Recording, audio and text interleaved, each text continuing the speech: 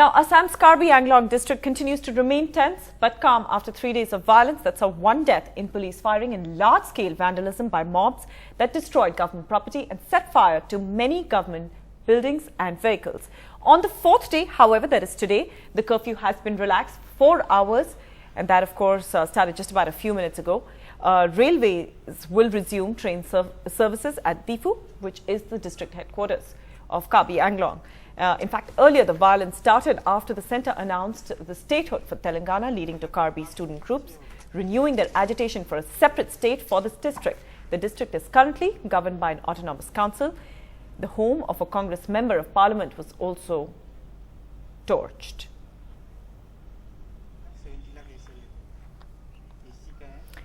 Alok Pandey now joins us live from Karbi Anglong, from where he has been reporting.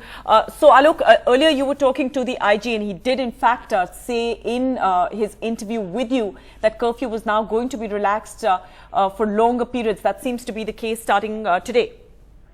Well, yes, in fact, curfew was relaxed yesterday also between 8 a.m. to 12 noon, and today the same procedure has been followed. Curfew has been relaxed again for 4 hours starting 8 a.m. In fact, I'm standing at one of the main intersections of the small town Difu, which is the district headquarters of Karbi Anglong, and it's perhaps a pleasant sight to see vehicles on the road, some shops opening up, some breakfast places opening up. So, yes, in that sense, some sense of normalcy seems to be returning here. The other good news coming out of Karbi Anglong is the train services have resumed. One train, in fact, an express train has actually left the Difu station just a while ago. So that's again an important piece of news, because given that no buses are plying and road connectivity is almost nil at the moment, for people who want to come into this district, trains are an important lifeline, and their starting up is indeed good news. So all of these things are good indicators that things might be returning back to normalcy. But at the same time, like we've been reporting, a large-scale violence over the last 3 or 4 days, lots of government vehicles torched, lots of offices attacked, the police also having to fire at many places, and that has led to even one death in police firing and a lot of damage to government property.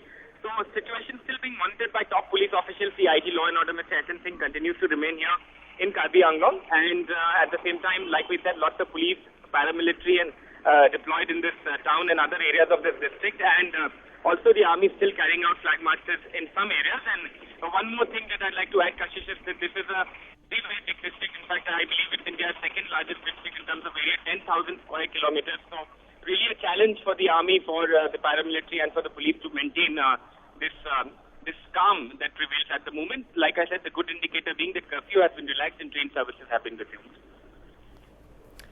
All right, Alok, we'll come back to you for more details on that. It's quiet but still very tense in Assam's Karbi Anglong district, which has seen violence over the last 2 or 3 days ever since the centre announced statehood for Telangana. Since then, this area that is governed by the Karbi Anglong Autonomous Council has seen a lot of violence, mostly by student groups who are demanding now statehood for this entire region. Karbi Anglong is, of course, one of India's biggest and most backward districts. We are at Difu, which is the district headquarters of Karbi Anglong.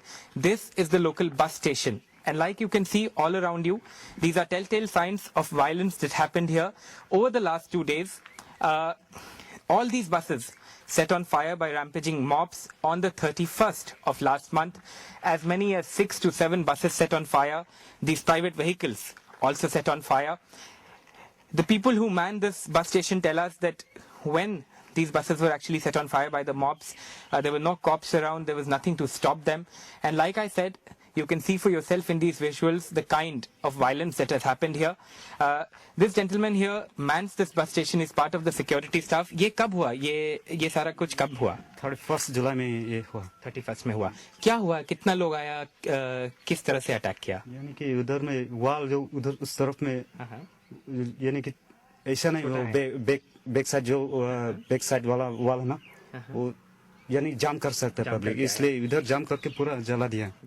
Almost back to normal now, because there has been no fresh incident of arson, and we gave relaxation in curfew for 4 hours, and that also passed off peacefully. There was no incident during the relaxation of curfew. So we'll give the relaxation in curfew again tomorrow, and maybe we'll give it for slightly longer period as compared to today.